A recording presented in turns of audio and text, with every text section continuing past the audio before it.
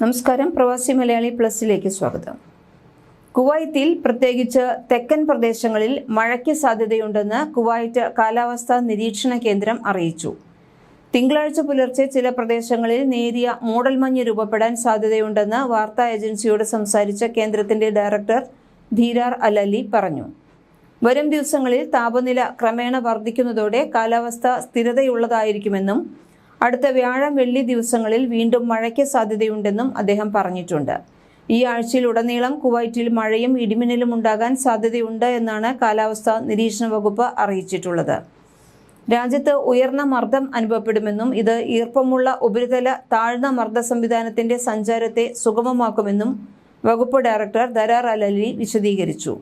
ഇത് ഉയർന്ന തലത്തിലുള്ള താഴ്ന്ന മർദ്ദ സംവിധാനവുമായി പൊരുത്തപ്പെടുകയും ഇതിന്റെ ഫലമായി താഴ്ന്ന മേഘങ്ങളും ചില ക്യൂമുലോനിംബസ് മേഘങ്ങളും രൂപപ്പെടാൻ ഇടയുണ്ട് എന്നും പറയുന്നു. ഇത് ചില പ്രദേശങ്ങളിൽ ഇടിമിന്നലോടുകൂടിയ ഒറ്റപ്പെട്ട മഴയ്ക്ക് കാരണമായേക്കും. ശക്തമായ തെക്കുകിഴക്കൻ കാറ്റും മഴയ്ക്കൊപ്പം ഉണ്ടാകുമെന്നും മണിക്കൂറിൽ 50 കിലോമീറ്ററിൽ കൂടുതൽ വേഗതയിലാകും ഇത് വീശുകയെന്നും അൽ-അലി പറഞ്ഞിട്ടുണ്ട്. പ്രത്യേകിച്ച് തുറന്ന പ്രദേശങ്ങളിൽ ദൃശ്യപരത കുറയാനുള്ള സാധ്യതയുണ്ട്. കടൽ തിരമാലകൾ 6 അടിക്ക് മുകളിൽ ഉയരാനും സാധ്യതയുണ്ട്. ഇതെല്ലാം കാറ്റ് കാരണമാകുമെന്നാണ് കരുതപ്പെടുന്നത്. ഈ ആഴ്ച മുഴുവൻ അസ്ഥിരമായ കാലാവസ്ഥ നിലനിൽക്കുന്നതിനാൽ ദൃശ്യപരത കുറവുള്ള പ്രദേശങ്ങളിൽ നിന്നും കടൽ പ്രക്ഷുബ്ധമാകാൻ ഇടയുള്ള ബീച്ചുകളിൽ നിന്നും വിട്ടുനിൽക്കാനും വകുപ്പ് താമസക്കാരോട് നിർദ്ദേശിച്ചിട്ടുണ്ട്.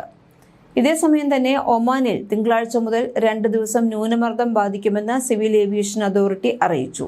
മാർച്ച് 17 മുതൽ 2 ദിവസം ഒമാനിൽ ന്യൂനമർദ്ദം ബാധിക്കുമെന്നാണ് സിവിൽ ഏവിയേഷൻ അതോറിറ്റിയുടെ അറിയിപ്പ്. ന്യൂനമർദ്ദത്തിന്റെ ഭാഗമായി ഒമാന്റെ വടക്കൻ ഗവർണറേറ്റുകളിൽ തിങ്കൾ ചൊവ്വ ദിവസങ്ങളിൽ മഴയ്ക്ക് സാധ്യതയുണ്ടെന്ന് കാലാവസ്ഥാ നിരീക്ഷണ കേന്ദ്രം അറിയിച്ചു. സൗദി അറേബ്യയിൽ മിക്കയിടങ്ങളിലും ഇടിമിന്നലോടുകൂടിയ കനത്ത മഴയ്ക്ക് സാധ്യതയുണ്ടെന്ന് അറിയിപ്പുണ്ട്. ഈ സാഹചര്യം തിങ്കളാഴ്ച വരെ തുടരുമെന്ന് കാലാവസ്ഥാ കേന്ദ്രം അറിയിച്ചു.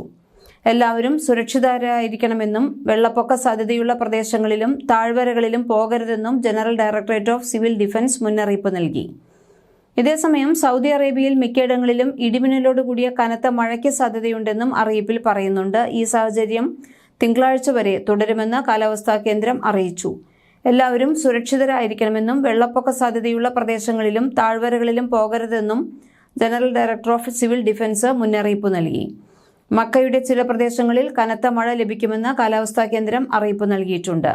മഴയോടൊപ്പം ആലിപ്പഴ വീഴ്ചയ്ക്കും ശക്തിയേറിയ കാറ്റ് വീശാനും സാധ്യതയുണ്ട്. റാനിയ, തുർബ, അൽ മുവയ്യ, അൽ ഖുർമ എന്നിവിടങ്ങളിൽ കനത്ത മഴ ലഭിക്കാനും തായിഫ്, മെയ്സൻ, അദം, അൽ അർദിയാത്ത് എന്നീ ഇടങ്ങളിൽ നേരിയതോ മിതമായതോ ആയ മഴ ലഭിക്കുമെന്നും കാലാവസ്ഥാ കേന്ദ്രം മുന്നറിയിപ്പ് നൽകിയിട്ടുണ്ട്.